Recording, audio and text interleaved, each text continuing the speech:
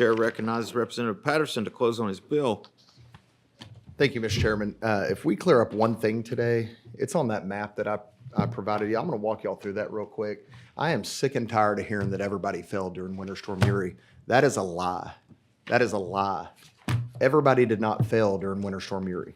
If you look at that map I showed you, over on the right-hand side, I know it's not color-coded, you do see some natural gas come offline.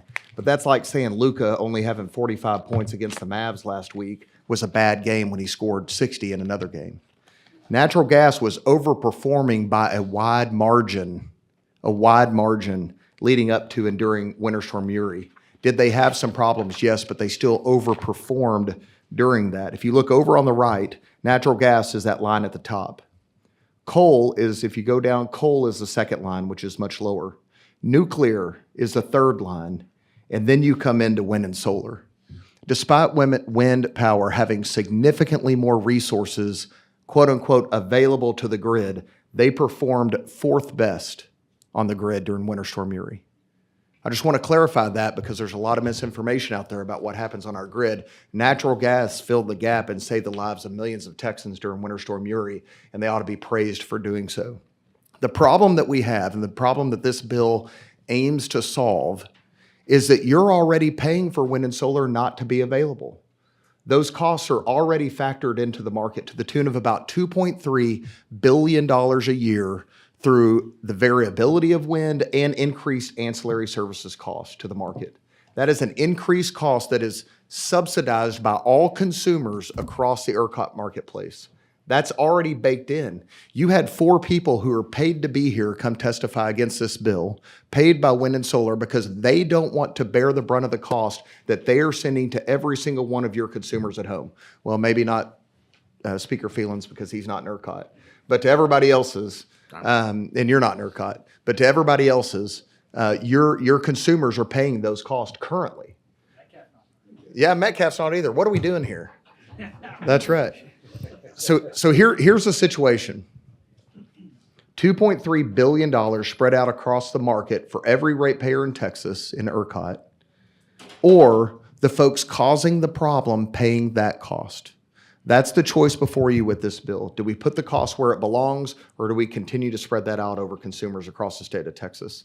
I'd be happy to answer any questions that you have at this time. Members' questions, Mr. Patterson.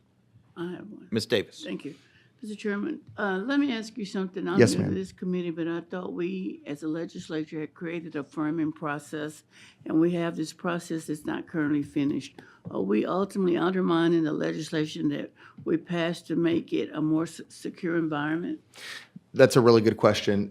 What this bill simply does is remove the date. That's all it does. It just removes the start date on the firming requirement. We need that firming requirement. We just need to have it happen across all generators. But by saying a 2027 start, we're picking winners and losers as a legislature. We're willy-nilly picking a date in the future and saying, okay, we're going to pick winners and losers in the future, but all of y'all that aren't providing this firming requirement currently, you just get to keep performing and not covering the costs that you're implementing on all users. But in fact, when we pass legislation, we typically don't retroactively and change in the midstream, and that's what it seems like this bill does. Yes, ma'am, that's correct. It does. Yeah, absolutely. We don't typically retroactively do it, but we also, I think, don't typically deal with life and death issues like this. I mean, this is a life and death issue when you've got such a large percentage of our generation capacity in ERCOT at the whims of Mother Nature that we can't count on when we need it. And I showed you Winter Storm Uri. I could show you every other extreme weather event in Texas that we've had over the last 5 years, and it's the same thing. Wind and solar doesn't show up when we need it, and that is a huge problem, and there's a cost associated with that problem, and every resident in your district is paying that cost. All right. Members, other questions of seeing none? All right. Thank you for being you, here. sir. And you close? Yes, sir.